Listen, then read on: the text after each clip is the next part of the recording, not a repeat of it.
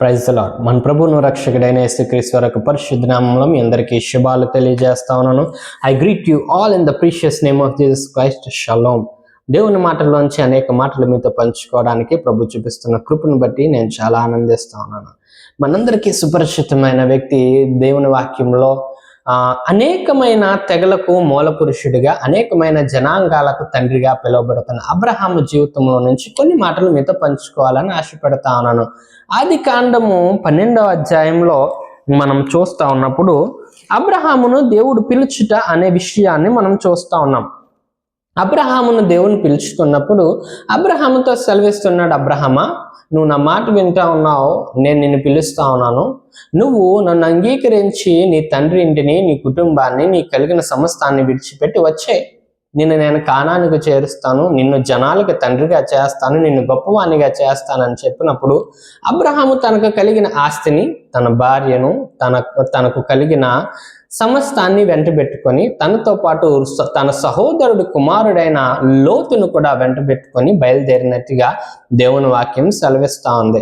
ఇదే అధ్యాయంలో కిందకి వెళ్తా ఉన్నప్పుడు అబ్రహాము తాను ఒక ప్రాంతానికి చేరుతా ఉన్నప్పుడు అక్కడ దేవునికి బలిపీఠము కట్టి ప్రార్థన చేసెను అని కూడా మాట్లాడుతూ ఉంటది. అబ్రహాము తన తండ్రి ఇల్లు అయిన హారాను నుండి బయలుదేరి కనానుకు చేరే ప్రయాణంలో తను బలిపీఠము కడతా ఉన్నాడు. ఒక ప్రాంతంలో మొట్టమొదటిగా తాను చేరిన ప్రాంతంలో, తను గుడారం వేసుకున్న ప్రాంతంలో, అది ఏ ప్రాంతము అని మనం ఆలోచన చేస్తా ఉన్నప్పుడు 13వ అధ్యాయంలో మాట్లాడతాడు. అబ్రహాము తనకు కలిగిన సమస్తమును, తన భార్యను, తనతో కూడా ఉన్న లోతును వెంటబెట్టుకుని ఐగుప్తు నుండి నెగేబునకు వెళ్ళను. అబ్రహాము వెండి బంగారు పశువులను కలిగి బహుధనవంతుడయ్యుండెను. అతడు ప్రయాణము చేయొచ్చు దక్షిణము నుండి బేతేలు వరకు, అనగా బేతేలునకును హాయికిని మధ్య తన గుడారము మొదట ఉండిన స్థలమునకు వెళ్ళి తాను మొదట బలిపీఠము కట్టిన చోట చేరును. అక్కడ అబ్రహాము యెహోవా నామమున ప్రార్థన చేసెను. అబ్రహాము ఎక్కడ కట్టాడు, ముందుగా ఎక్కడ దిగాడు అంటే నెగేబులో దిగాడు. ఈ నెగేబు ఏమిటి అని ఆలోచన చేస్తున్నప్పుడు నెగేబు అంటే ఎడారి. నెగేబు అంటే ఎడారి. ఎడారిలో ఏం కనిపిస్తాయి, ఎడారిలో ఏముంటాయి, ఎడారిలో ఏం చూస్తాం, ఎడారిలో ఏమి కనిపిస్తాయి అని మనం ఆలోచన చేస్తున్నప్పుడు ఎడారిలో మనకు మొట్టమొదటిగా కనిపించేది ఎడారిలో ఎండమావులు కనిపిస్తూ ఉంటాయి. ఎడారిలో ఎండమావులు కనిపిస్తాయి. ఎండమావులు అంటే తెలుసా, కనిపిస్తుంది ఎదర ఒక పెద్ద కొలను ఉన్నట్టుగా, ఎదురుగా ఒక నీటి వనరు కనిపిస్తున్నట్టుగా మనకి కండ్లకు కనిపిస్తూ ఉంటుంది. మనం నడుస్తున్న కొద్దీ ఇంకా ఎదురు మనం ఆ ప్రాంతానికి వెళ్ళేటప్పటికి ఏమీ ఉండదు.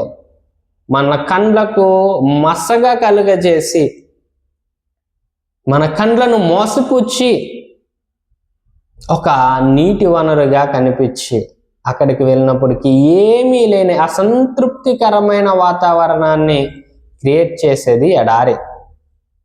లేదా ఎడారిలో ఇంకేముంటాయండి అని ఆలోచన చేసినప్పుడు నీరు లేక, ఆహారం లేక, దప్పికొని, ఆకలిగొని ప్రయాణము చేసి మరణించిన కళేబరాలు కనిపిస్తూ ఉంటాయి. వాటి కంపు కనిపిస్తూ ఉంటుంది. ఎడారిలో ఏం కనిపిస్తూ ఉంది, మరణము కనిపిస్తూ ఉంది. ఎడారిలో జీవము లేనితనము కనిపిస్తూ ఉన్నది, దప్పిగొనతనము కనిపిస్తూ ఉన్నది, మోసపూరితమైన పరిస్థితులు కనిపిస్తూ ఉన్నాయి ఎడారిలో.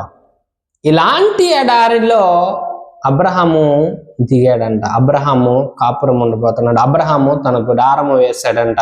అంతే కదండి, అబ్రహాము అక్కడ బలిపీఠము కట్టి దేవునిని ప్రార్థించెను. 12వ అధ్యాయంలో మనము 7వ వచనం దగ్గరికి 6వ వచనం దగ్గర నుండి మనం చదువుకుంటా వెళ్తా ఉంటే అబ్రహాము బలిపీఠము కట్టి యెహోవా నామమున బలి అర్పించి దేవునికి ప్రార్థన చేశాడు. ఎక్కడ? అబ్రహాము నెగేబులో ప్రార్థన చేస్తా ఉన్నాడు. ఎడారి వంటి బ్రతుకులో ఈరోజు అనేకమైన పరిస్థితులను చూసి తొందరపడుతున్నావు కదా, భయపడుతున్నావు కదా, దేవునికి ప్రార్థన చేయడమే మానేసావు కదా. Just remember this. ఒకసారి ఆలోచన చే, అబ్రహాము జీవితాన్ని ఆలోచన చే. తన తండ్రి ఇంట్లో ఉన్నాడు, దేవుడు మాట్లాడుతున్నాడు, అబ్రహామా నీకు కలిగిందంతా వదిలేసి వచ్చాడు. అబ్రహాముని ఎక్కడ పెట్టాడు? ఒక రాజు విందులో రాజభోజనాల మధ్యలో రాజభూషణాలు ధరించి ఇదిగో ఈ తెగ నీకు ఇస్తున్నాను పరిపాలించే అన్నాడా? లేదు. అబ్రహాము ఎడారిలో ఉన్నాడు, నెగేబులో ఉన్నాడు, శోధనలో ఉన్నాడు, దుఃఖములో ఉన్నాడు. దేవుని మాట విని ఎదురుగా వచ్చి ముందుగా సిద్ధపడి దేవుడు క్రైస్తవ జీవితంలోనికి రాగానే, నేను క్రైస్తవుని అవ్వగానే, నేను క్రైస్తవుడిని అని ప్రార్థన చేయగానే నాకు సమస్యలన్నీ తీరిపోతాయి అనుకుంటే రాంగ్. దేవుని మాటను చెప్తుంది, దేవుని వాక్యం చెప్తుంది. అబ్రహామేనే నీకు గురిగా చెబుతా ఉన్నది. అబ్రహాముని నేను నెగేబులో పెట్టా. కానానుకు చేరే ప్రయాణంలో అబ్రహాము మొట్టమొదటిగా దిగిన ప్రాంతం ఏది అని ఆలోచిస్తుంటే ఎడారి. ఈరోజు నువ్వు కూడా దేవుని ఆశీర్వాదం పొందుకునే క్రమంలో నువ్వు దిగవలసిన ప్రాంతము లేదంటే పరిస్థితి ఏంటి అని ఆలోచించినప్పుడు ఎడారి. ఇప్పుడు మనం చెప్పుకున్నాం కదా, ఎడారిలో మరణం ఉంటుంది, ఎడారిలో శోధన ఉంటుంది, ఎడారిలో దుఃఖం ఉంటుంది, ఎడారిలో అవమానం ఉంటుంది, ఎడారిలో ఫలభరితము కాని బ్రతుకుంటుంది, ఎడారిలో మన కనులను మోసపుచ్చేవి అనేకమైనవి కనిపిస్తూ ఉంటాయి. వీటిలో ఏ స్థితిలో ఉన్నా దుఃఖపడకు. అబ్రహామును సూచిస్తూ ఉన్నాడు. అబ్రహాము ఎడారిలో కూడా బలిపీఠం కట్టాడు. ఈరోజు నీ జీవితంలో నీ ఎడారి బ్రతుకులో నువ్వు కడుతున్నావా బలిపీఠాన్ని? శారీరక బలిపీఠము, ఆత్మీయమైన బలిపీఠం, ప్రార్థనా బలిపీఠం, దేవుని మాటను అంగీకరించి దాని ద్వారా నడిచే బలిపీఠం కడతా ఉన్నావా? అబ్రహాముకి తెలియదంట దేవుడు ఎక్కడికి తీసుకువెళ్తున్నాడు, ఎక్కడ పెడుతున్నాడు, ఎలా ఆశీర్వదించబోతున్నాడు, ఏమీ తెలియదు అబ్రహాముకి. అందుకే హెబ్రీయులకు రాసిన పత్రిక 11వ అధ్యాయంలో విశ్వాసుల లిస్ట్ రాసినప్పుడు అక్కడ మాట్లాడుతూ ఉంటాడు. అబ్రహాముకి తెలియదు ఎక్కడికి వెళ్తున్నాడో, అబ్రహాముకి తెలియదు ఎక్కడ ఉండబోతున్నాడో, అబ్రహాముకి తెలియదు దేవుడు అబ్రహాముకి ఎలాంటి ఆశీర్వాదం ఇవ్వబోతున్నాడో, కానీ అబ్రహాము నమ్మాడు. అందుకే అబ్రహాం ఈరోజు మన పితరుడిగా ఉన్నాడు అని మాట్లాడుతూ ఉంటాడు. వితౌట్ నోయింగ్ ఎనీథింగ్, ఏమీ తెలియదు. ఈరోజు కూడా నీ వ్యాపారంలో నిన్ను దేవుడు ఏ ప్రాంతంలో పెట్టబోతున్నాడో, ఎలాంటి సవాళ్ళు నువ్వు ఎదుర్కొనబోతున్నావో, ఎలాంటి స్థానంలో నిన్ను పెట్టబోతున్నాడో తెలియదు. కానీ ఈరోజు కలుగుతున్న శోధనను బట్టి భయం చెందుతున్నావా, దుఃఖపడతా ఉన్నావా?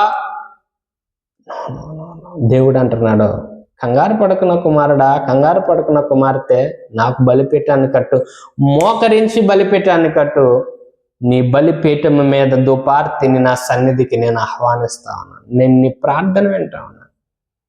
అదే ఆదికాండం 15వ అధ్యాయం 6వ వచనంలో అబ్రహాం కొరకు మాట్లాడతాడు. అతడు యెహోవాను నమ్మెను, అది అతనికి నీతిగా ఎంచబడెను. ఎవరు? అబ్రహాం నమ్మాడంట దేవుణ్ణి, అది అతనికి నీతిగా ఎంచబడింది. ఈరోజు నమ్ముతున్నావా దేవుని మాటను, దేవుని వాక్యాన్ని, దేవుని ఉద్దేశాన్ని, నీ పట్ల దేవుడు చేయబోతున్న కార్యాన్ని నమ్ముతున్నావా? నమ్మకుండా అదే ఆలోచనలో ఏముంది ఈ ఎడారి బ్రతుకు చూస్తే ఎంత చూసినా, ఎన్ని ఆలోచనలు చేసినా, ఇదిగో వచ్చేస్తుంది, అదిగో ఆశీర్వాదం అని ఎదురు చూస్తున్నాను కానీ రావట్లే అని తొందరపడుతున్నావా? దేవుని వాక్యం నీతోనే మాట్లాడుతుంది. రాజుల మొదటి గ్రంథంలో సారేపాతు విధవరాలు కనిపిస్తుంది 17వ అధ్యాయంలో. ఆమె సారేపాతు విధవరాలు కట్టెలేరుకుంటుందంట. అప్పటికే కరువు ఏళ్తా ఉంది. ఏలియాతో దేవుడు అంటున్నాడు, కెరూతు వాగు ఎండిపోయిందయ్యా, కాకులు ఆహారాన్ని తెచ్చినా నీకు దాహాన్ని తీరదు, కనుక నీకు సారేపాతులో ఒక విధవరాలను సిద్ధపరిచాను, నువ్వు వెళ్ళు, అక్కడ ఆమె నీ కొరకు సిద్ధపరిచి ఆమెను నేను ఆశీర్వదించానని చెప్తే ఏలియా గారు బయలుదేరి సారేపాతు అని ఊరికి వచ్చేటప్పటికి ఆ ఊరిలో ఒక పేద విధవరాలను చూస్తూ ఉన్నాడు. ఆమె కట్టెలు ఏరుతా ఉన్నదంట. కట్టెలు ఏరుతా ఉంటే ఆ కట్టెలు ఏరుతా ఉన్న ఆ విధవరాల దగ్గరికి వెళ్ళి ఈయన అంటున్నాడంట, అమ్మా కొన్ని నీళ్ళు ఇవ్వా, తెస్తానయ్యా అని కట్టెలు పక్కన పెట్టి వెళ్ళి నీళ్లు తెస్తా ఉందంట. మళ్ళీ పిలిచాడమ్మా ఒకసారి ఆగు, ఒక అప్పం కూడా చేసుకొనిరా తినడానికి ఆహారం అమ్మంటుంది. నీ దేవుడని యెహోవా జీవంతోడు, నా ఇంట్లో ఏమీ లేదయ్యా, పిండే తొట్టులో కొద్దిగా పిండి ఉంది, నూనె బుడ్డలో కొద్దిగా నూనె ఉంది, అంతే, ఇంకేమీ లేదు.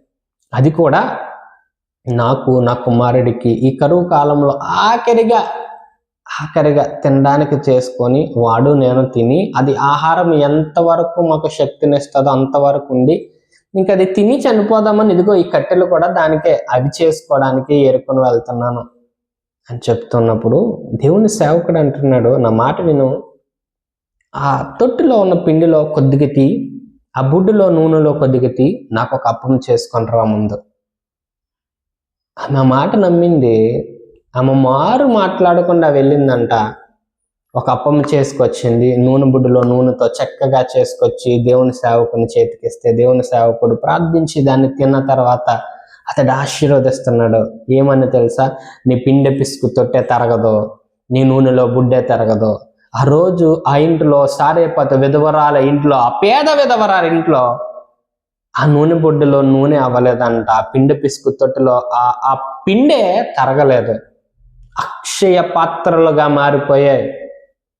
రీజన్ ఏంటి? కారణం ఏంటి? బలిపీఠము కట్టింది. దేవుని సేవకుని మాటను పట్టుకొని విశ్వాసము కలిగి మారు మాట్లాడకుండా వెళ్ళింది. ఆమె నిర్ణయము కలిగిన ఆ మనసే దేవునికి బలిపీఠాన్ని కట్టించింది. ఆత్మీయ బలిపీఠము. ఈరోజు ప్రార్థన వాక్యము చేస్తున్న నీవు, వాక్యము నీతో ఏమి చెప్తుందో ఆ మాట నమ్ముతున్నావా? నీ నమ్మికలోనే దేవునికి ఒక బలిపీఠము కడుతున్నావు. అబ్రహాము నమ్మాడు, అతడు యెహోవాను నమ్మెను, అది అతనికి నీతిగా ఎంచబడను. దేవుని వాక్యాన్ని నమ్ము, దేవుడు నీ పట్ల చేస్తున్న కార్యాన్ని నమ్ము. చుట్టుపక్కల ఉన్న ఎడారి వంటి పరిస్థితులను చూసి తొందరపడకు, భయపడకు. దేవుడు నీ పరిస్థితిని మార్చడానికి సంసిద్ధుడిగా ఉన్నాడు, సిద్ధపడి ఉన్నాడు. నిన్ను మార్చడానికి, నీ పరిస్థితిని సమృద్ధి చేయడానికి దేవుడు సిద్ధపడి ఉన్నాడు. నువ్వు ఆయన దగ్గర పొందుకుంటావా? సారేపాతు విధవరాలు కట్టినట్టుగా ఆత్మీయ బలిపీఠము, అబ్రహాము నెగేబులో ఎడారిలో కట్టినట్టుగా శారీరక బలిపీఠము నీ దగ్గర ఆత్మీయ బలిపీఠం ఉండాలి, శారీరక బలిపీఠం ఉండాలి. అవి ఏంటో నువ్వే ఆలోచించు. శారీరక బలిపీఠములో నువ్వు దేవునికి ఇవ్వవలసిన సమస్తాన్ని దేవునికి, ఆత్మీయ బలిపీఠములో నువ్వు ఇవ్వవలసిన సమస్తాన్ని దేవునికి అంటున్నావేమో. ఇంకా ఎక్కడండి, నా చుట్టూ ఎడారి వంటి పరిస్థితులు, సమయం లేదు బలిపీఠం కట్టడానికి, దేవునికి ప్రార్థన చేయడానికి సమయం లేదు.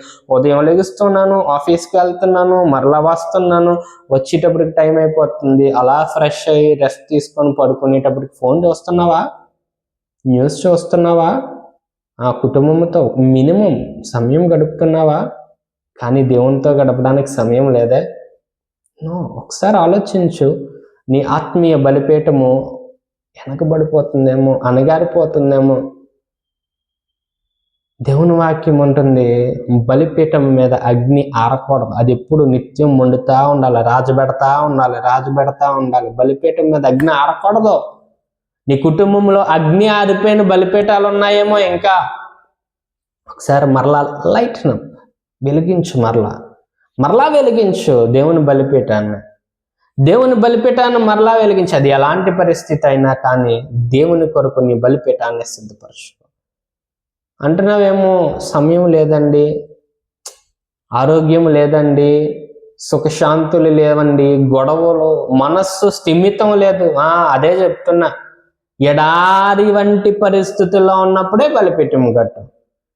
ఎడారిలో ఉన్న అబ్రహాము ఎలాగైతే బలిపీఠము కట్టాడో, ఈరోజు అదే పరిస్థితుల్లో, అది రోగమైనా కానీ, ఉద్యోగ సమస్య, వ్యాపార సమస్య, చదువు, అనారోగ్యము, వాట్ ఎవర్ ఇట్ ఈస్, ఏదైనా కానీ నీ దేవునికి నువ్వు ఇవ్వవలసిన స్థానాన్ని నువ్వు ఇచ్చినప్పుడు దేవుడు నీకు ఇవ్వవలసిన ఆశీర్వాదాన్ని ఇవ్వడానికి సిద్ధంగా ఉన్నాడు.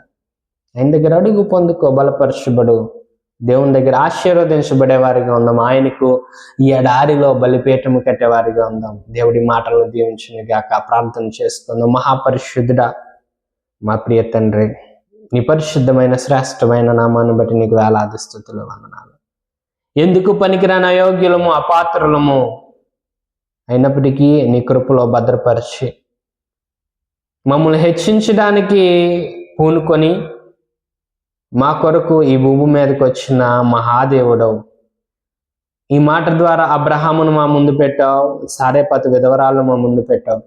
ఇరువురి జీవితంలో ఒకరు ఆత్మీయ బలిపీఠము కట్టి సేవకుని మాట ద్వారా ఆశీర్వదించబడితే, ఒకరు శారీరకమైన బలిపీఠము కట్టి మాకు తండ్రిగా, విశ్వాసులకు తండ్రిగా నిలిచిపోయాడు.